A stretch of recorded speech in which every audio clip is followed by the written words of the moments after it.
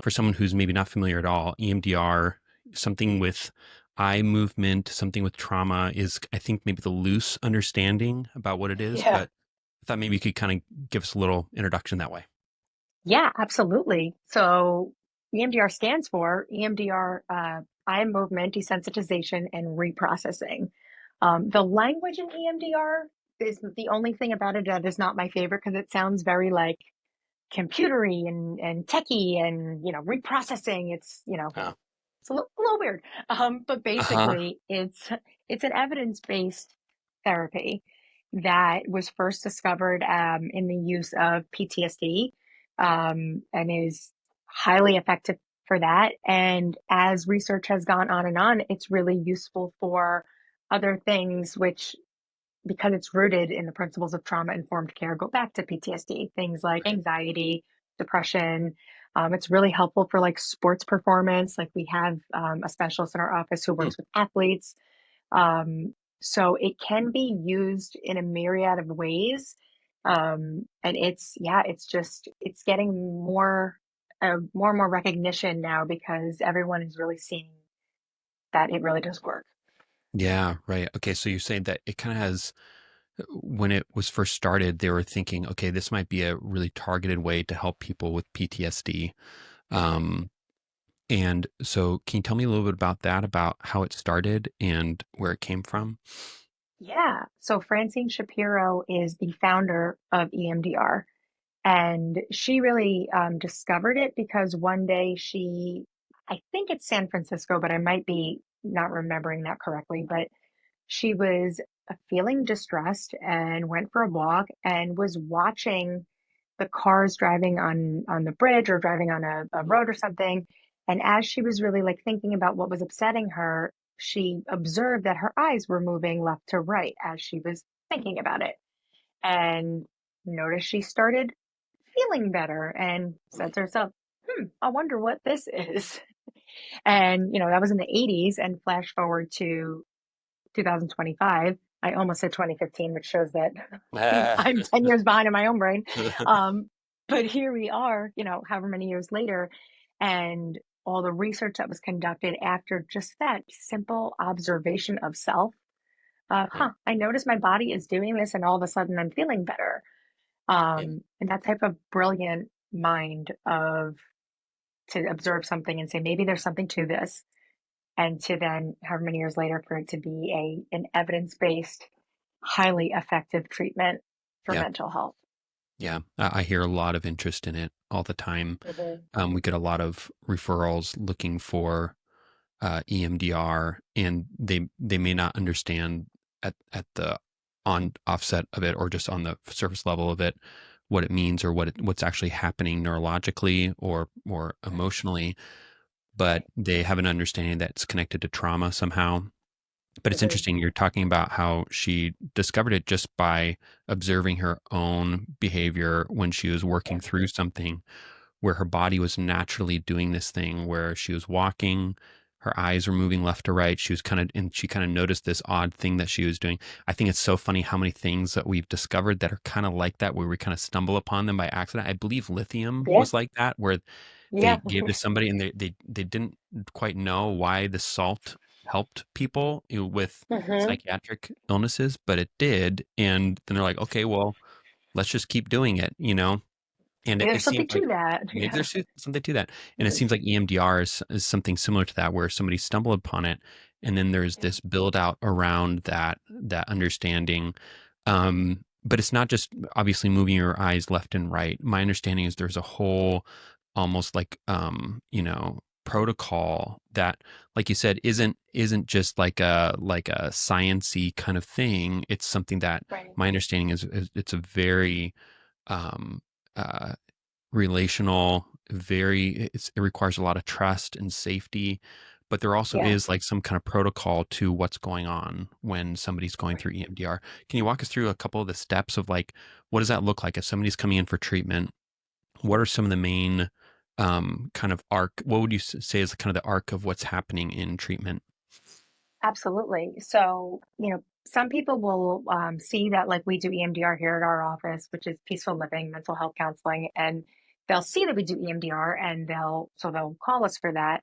But then some people just come in because they feel like shit, right? And they don't feel great. And our approach with the EMDR framework is like we see their symptoms as things that are connected to past experiences. So, how EMDR works is yes, there's a structure and there are protocols in place, and that's everything that you learn in the basic training. And it's really great for getting a strong foundation. And then, like my staff hears me say all the time, like, get that really strong foundation, learn the structure, and then go rogue. Because any good therapy is not making a client fit a treatment model. It's flexibility and adaptability to the treatment model to meet the needs of your client. Hmm. So I'm Yeah. really big on that. But just the foundation of EMDR, it's based on AIP, which stands for Adaptive Information Processing. And what that basically means is that we are able to, what makes us feel better is making sense of something Mm. and connecting to adaptive information that helps us like digest a distressing experience. So a Yeah. lot of times go ahead. Just so you're saying that part of it's based on this understanding that what's helping you feel better is making sense of a distressing experience.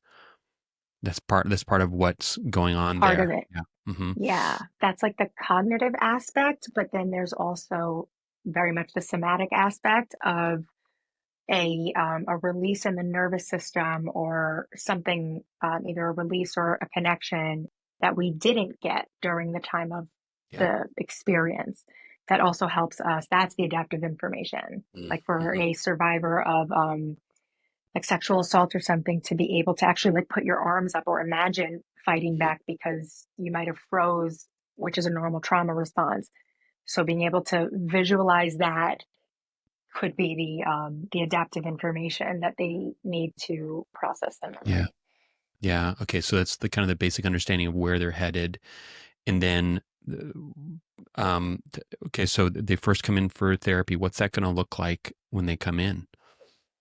Yeah, so we usually say with everyone who comes into our office, it usually will take at least 1 to 3 sessions to even determine if EMDR is the best approach or something else. But I also say that with a caveat because most people think of EMDR as phase 4, the part where you're moving your eyes or doing the buzzers or so forth. And it's so much more than that. That's one part of the approach. So they'll be like, when are we getting to EMDR? Why aren't we doing EMDR yet?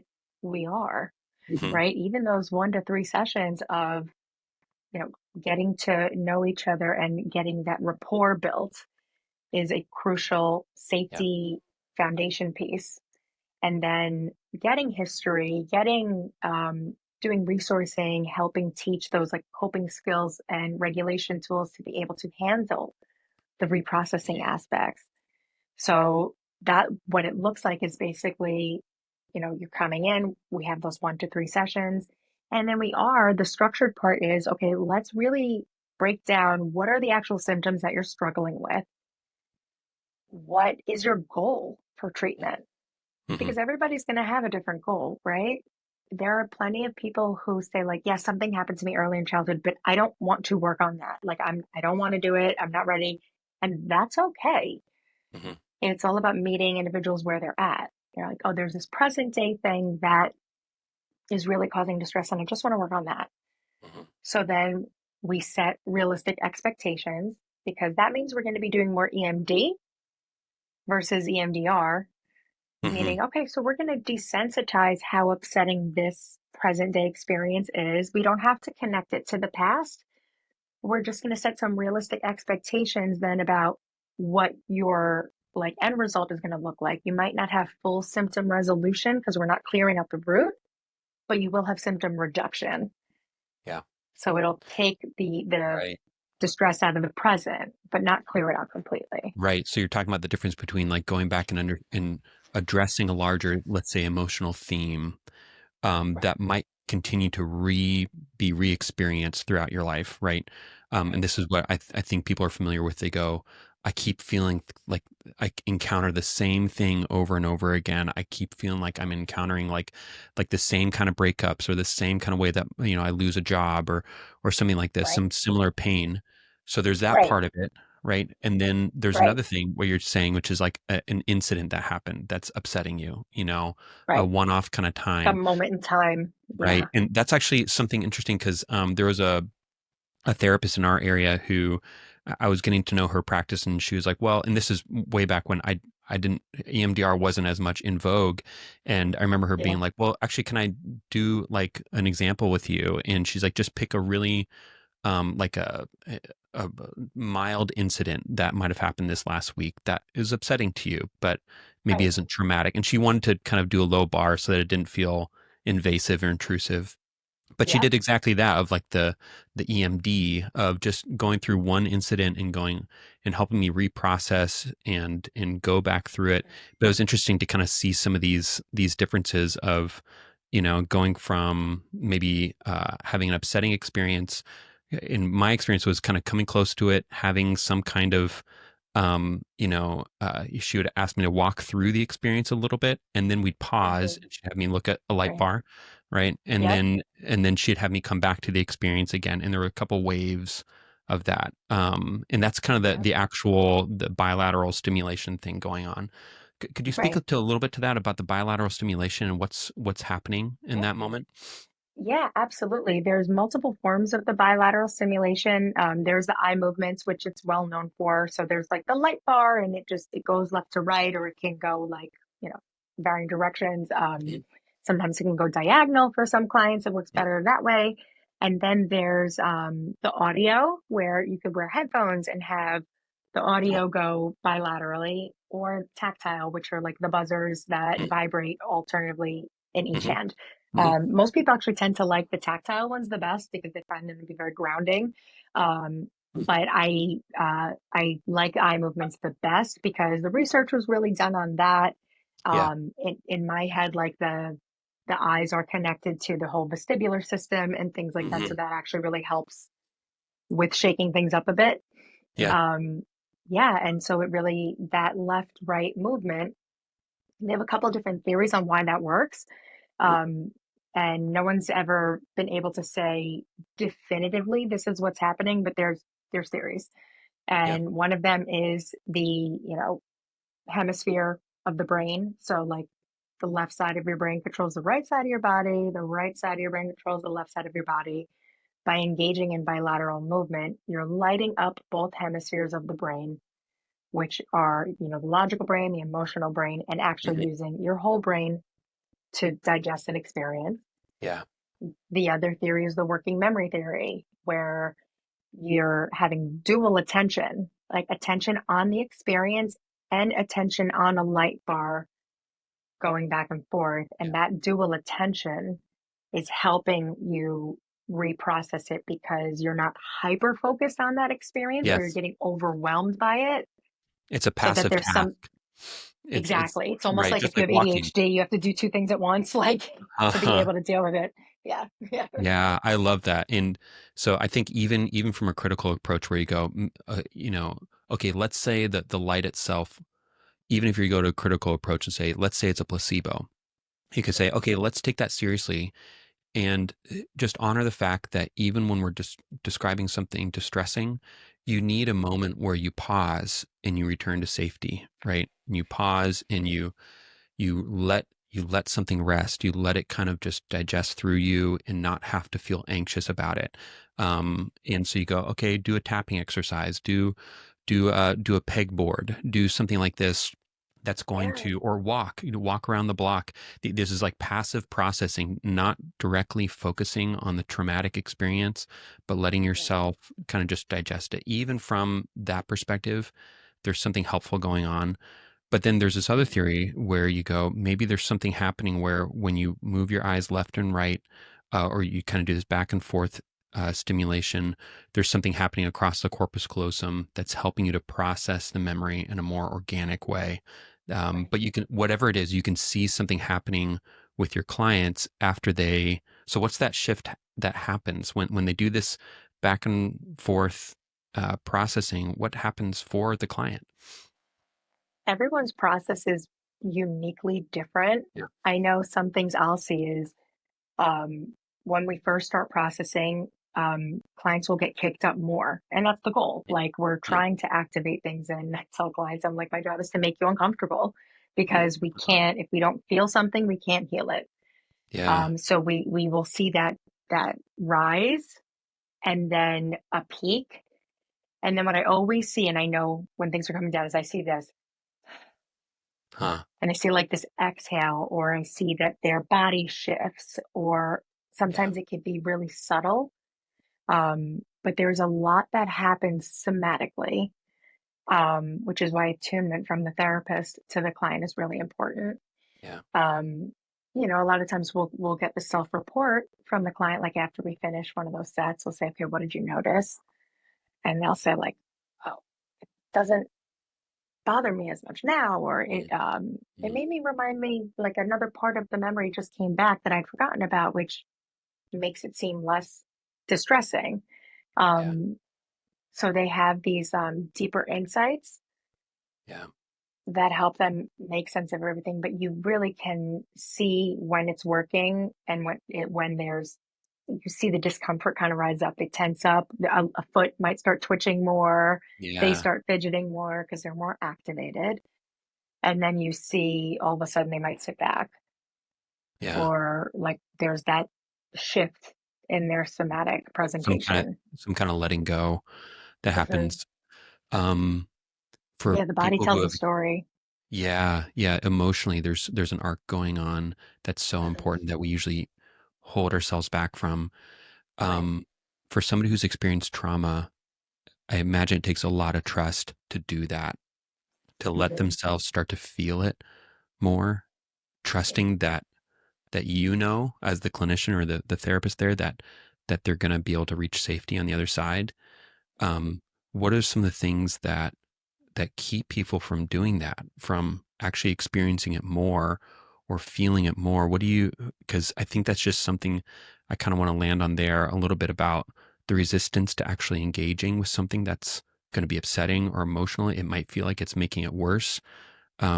Yeah, I feel like that's just like a common resistance So to even getting common. started. So common. Yeah, absolutely. That's why most people don't even want to get started, or they come to therapy thinking they want to get started, but then all of these subconscious things keep coming up that get in the Yeah, way.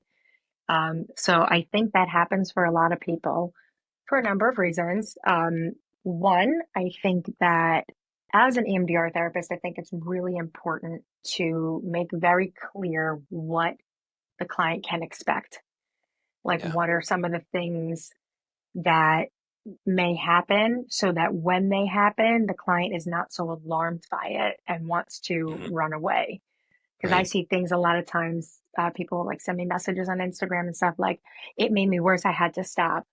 Like, but Mm, it's supposed to make things worse. That's how you know it's working. But if the therapist doesn't kind of give them the heads up that that's part of it, yeah, the client's going to prematurely terminate and stop, and then all of yeah. a sudden be stuck in this more hijack state, which doesn't feel good for anybody. I feel like that's so many of us is I was just talking to a pelvic floor physical therapist, and she was talking about the same thing there where there's this terrible fear and it's involved with shame about the pain that they're experiencing or about Yep. that area of their body, and it keeps them from actually reaching out. And even though it's like, I need help, I need to actually take care of this and pull it up by its roots or give it I care can't or live like address this this. Well, anymore. I can't live like this anymore.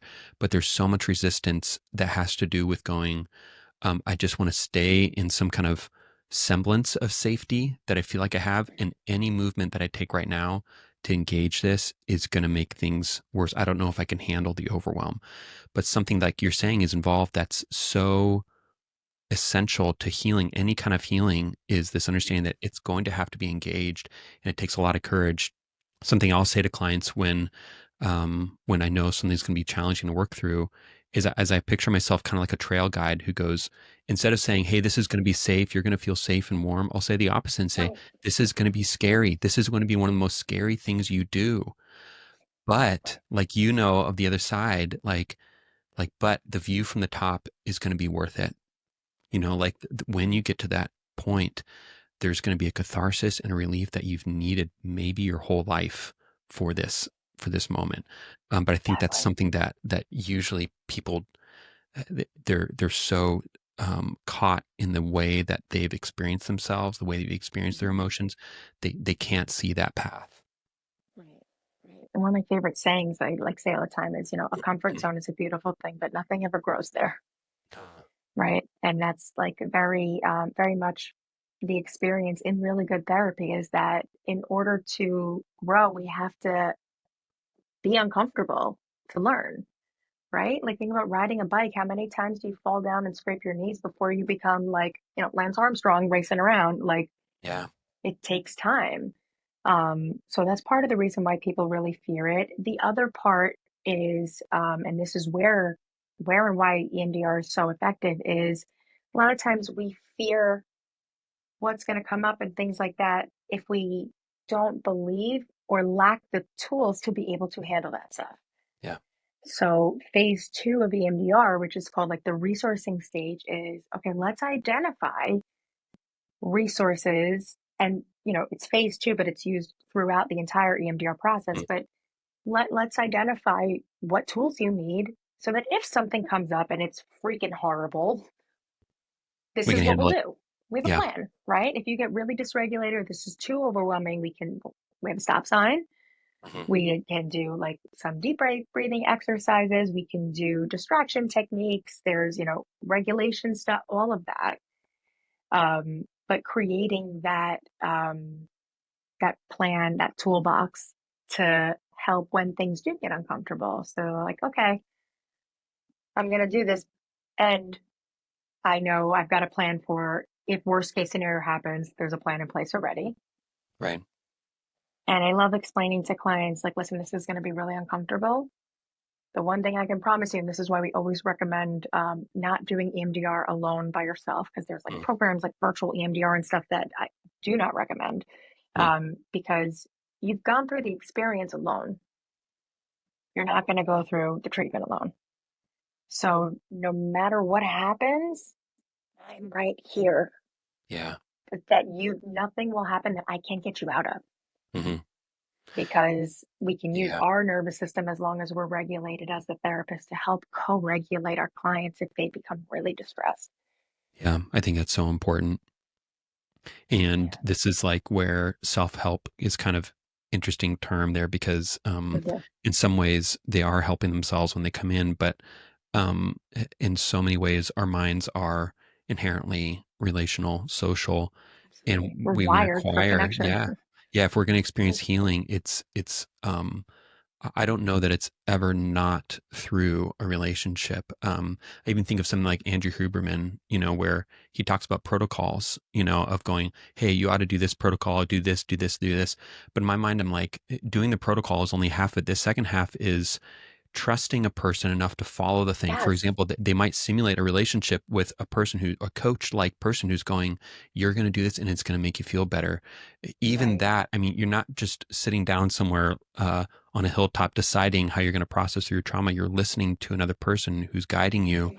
through this thing. Yeah. You're vulnerable, Hmm. right? It's that vulnerability. You're vulnerable enough to trust another person. Yeah.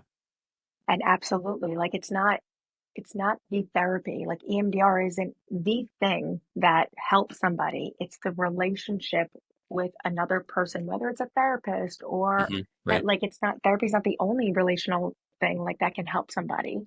Yeah. Um, but yeah, I very much believe that it's the connection with the other Yeah. person, like a therapist, that helps somebody get to the other side. Mhm. Right. People can get traumatized from being alone. They can't heal from being alone. Yeah. Right. um and a lot of times the trauma itself is some kind of disconnection in relationship. Right. um The it's rupture. the rupture, and then the repair is with a new person who can actually be with you in that experience. I Right. think that's so important, like you're saying, that the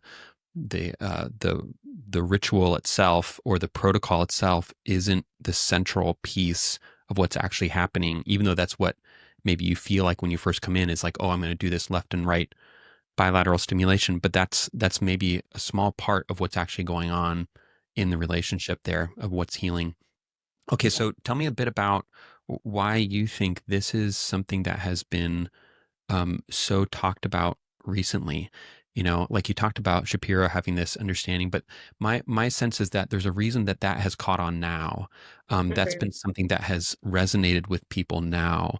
That's made it more available, more prominent. But what are your thoughts about that? About why EMDR has kind of has been such a focus recently?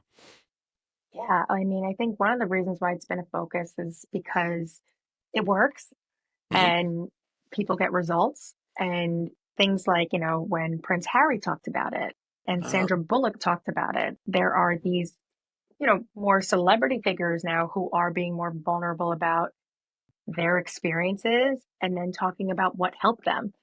yeah, So I definitely think that the media aspect does help to speak to it. Um, and then other people experience it for themselves, and then they tell other people, and it becomes this kind of right. cascading effect. Hmm. Yeah. So I Yeah, think that really that's it. makes a I didn't difference. know that Sandra Bullock had gone through EMDR? Hmm.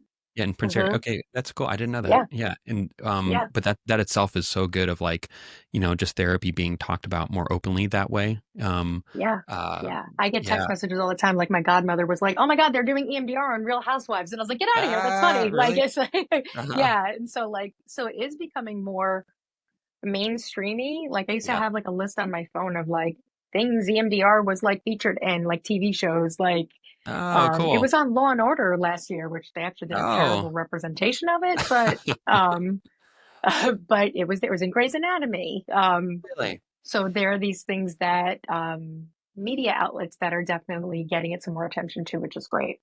Yeah, that's interesting. I think there's something also my impression about it is that um it taps into something that is very um has been in some way present in human culture and society for a long time in a lot of times in religious experiences where Hmm. there's like a set almost like liturgy or pathway that you're going to walk.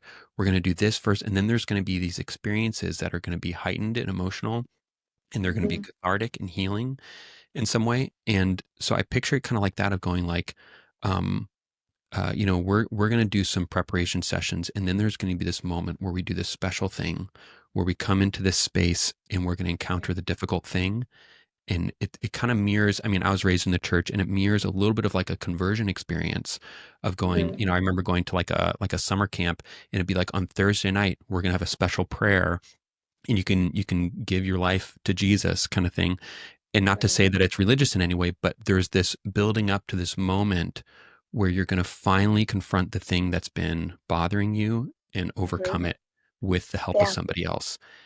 Right. And to me, I feel like that taps into something that is so baked into the way that we experience ourselves, the way that we experience healing, and that we've known to experience healing throughout time. That feels like it's such a Absolutely. perfect fit in that way of I'm going to have a moment where I encounter something difficult and then overcome it. I mean, yeah, I love hearing you say that because it's so powerful. Like, because even like I know for myself, right? Like, I'm not super religious, but I was raised Catholic my entire Yeah. life. Hmm. My son goes to Catholic school. I went to Catholic school. And one of the things that I know I've always said, because I do believe I have a relationship with God. Like, I don't always follow the structure of stuff, um, but one of the things that I know helped me is that everyone's like, "Oh, how are you so positive? How are this?" And I was like, "Because I never feel alone. I Hmm. always feel like I have a connection that there's someone or something looking out for me. Hmm. And there's, when I pray, and prayer is really just meditation, right? It's Hmm. being able to be intentional and um, communicate with something outside of yourself, Yeah. like the universe, God, whatever you want to call it. And I know for me that really that's one of the reasons why I think I've you know felt more connected. Yeah. And it's like, oh, how come like things always work out for you? I'm like, because it's not. just me. I really believe that, like, I'm not alone. Yeah. Yeah. Not alone. And that's kind of going back to the hope at the other end of the therapy continuum too, right? Is that you Right, part of what I think trauma does is it puts like blinders on it. It reduces our understanding of who we are. right, It silos us in as an individual. I'm just walking through life kind of alone in this experience. right, And right, that's the pain, isn't it, that we're trying to get out of. And here you're talking about an experience of your life, maybe that's in the background where you can experience yourself more connected to God or the universe, some kind of larger understanding of what it means to be human in connection. right. That somebody is coming in to heal from trauma is kind of longing for in some way of, I want to feel like I'm less alone, I'm more connected, and I'm more safe in the world. And I think Right. that that's the scar that trauma can leave, but that the thing Right. that makes people come into therapy as well. Yeah. Right. They they're scared of connection because, especially for individuals with attachment trauma, Hmm. they're scared of connection. However, there's always this little, even if it's the tiniest shred, um, this little bit of hope in there of, even though we're terrified of it, because maybe the people in my life from the earliest experiences were not safe, I still am hardwired for connection. So even though I'm scared, I'm still going to reach out. And then maybe those protective things will come back up, but I'm going to try again. Like, it's who we are. We are hardwired for connection, right? The UCLA loneliness study showed that human beings who scored higher on the loneliness scale had a 20 year less life expectancy. Whoa. Like, it speaks volumes about how we are as human beings. Like once we start losing connections, our whole brains our whole bodies, start to Yeah. shut down. Yeah. Yeah. Yeah. Yeah. Like, I if think you about look that. at, Mhm. yeah, it's wild to see how a not just being like physically alone, but feeling alone can really affect the state of someone's mental health. Yeah. Feeling alone. Um, how much of my life can I not share with somebody else? I'm worried that it's going to cause a rupture. And then that And I'll get becomes like rejected. I'll get rejected. It becomes like, each one of those things becomes a burden that we just carry always. I think about this often where the things that we can't express, it takes a lot of energy to hold them in or to Right, disguise them or to push them down. Um, Vulnerability is actually even though it can feel scary, it's like the least amount of effort, is to be vulnerable. hmm The most amount of effort is to put on some kind of face or to hide something about ourselves, hide some aspect. There's an enormous amount of energy that we spend doing that, and yeah, I wonder if that has to do with the release that you're talking about. They experience where they finally share something, and there's a catharsis where they don't have to carry this load of hiding something anymore or holding something in that's scary to them. right. Yeah. Like a burden, right? I Hmm. mean, we see this a lot in generational trauma where, you know, there has been a story that has not been talked about for generations. And then there's, a third generation sitting in my office with all of these symptoms of depression and things like that. And that's when we get curious, because these are individuals too who, I don't know why I feel this way. Nothing bad ever happened to me. And so we look at when their symptoms were adaptive, Yeah. and adaptive meaning that, depression is actually a survival mechanism. If we shut down and numb out, then we won't feel physical pain when something terrible is happening to us. Yeah. It's So it's like protective. the body's, yep, like how an animal plays dead. Hmm. And so we look at, okay, if it's not in your lifetime, what do you know about your family history? And we can look back, and a lot of research has shown, like, if you look back 3 generations, Wow. Gosh. that can really impact, especially as a woman. A woman is born with all of the eggs that she will have in her lifetime, right?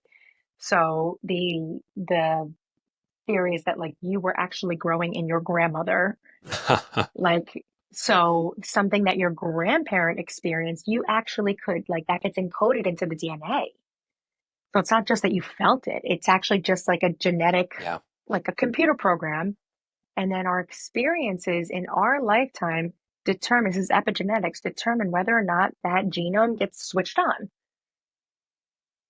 And so it's fascinating to see Gosh. how things can go back generations. For me, I could speak to my own experience.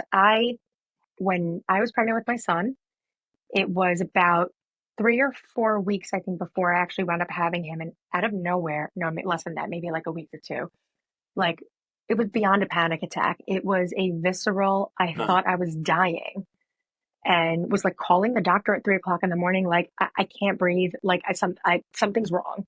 Yeah. Um, and it wasn't until I really looked at my family history and saw that there was a thing with grief in my family, especially on my dad, both sides, but my dad's side especially, where my grandfather's mom, so my great grandmother, died.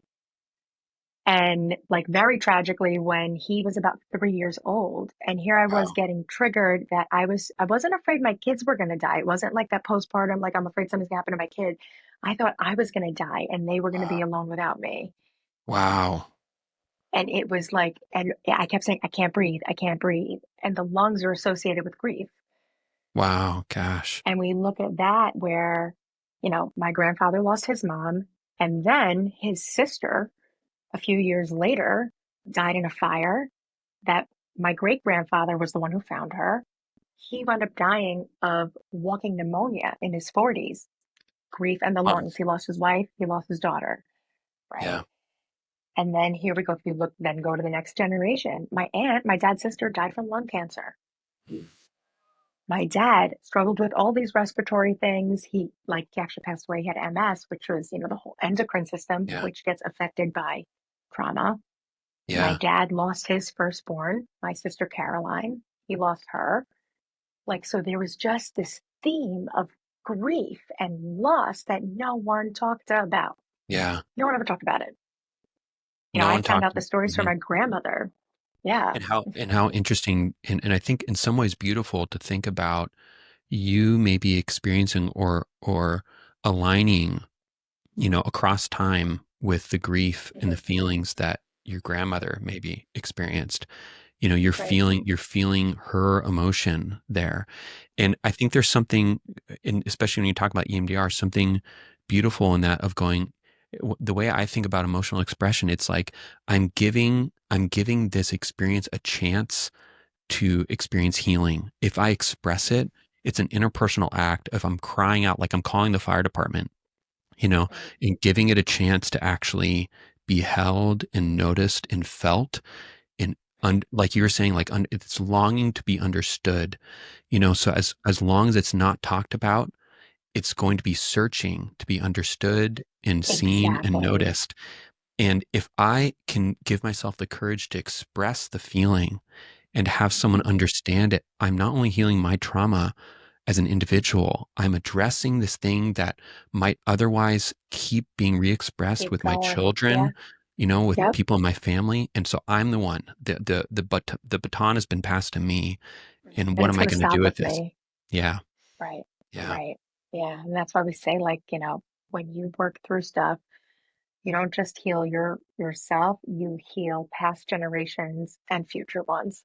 Yeah. You literally change the direction of the future, and it's like, I know for me, it was so interesting of even when I had my daughter's named after my sister. Her name was Mm. Caroline. My sister was, the daughter that my dad lost. And I remember having the thought of like, oh God, am I dooming her because I'm naming her after someone who passed? And my sister was named after my grandmother that passed, like Carolina. Mhm. But then I like really working through it with my therapist and everything was really that no, it's not that at all because I am processing the hell out of that. So it's not getting that generational curse isn't getting passed on to her. Right.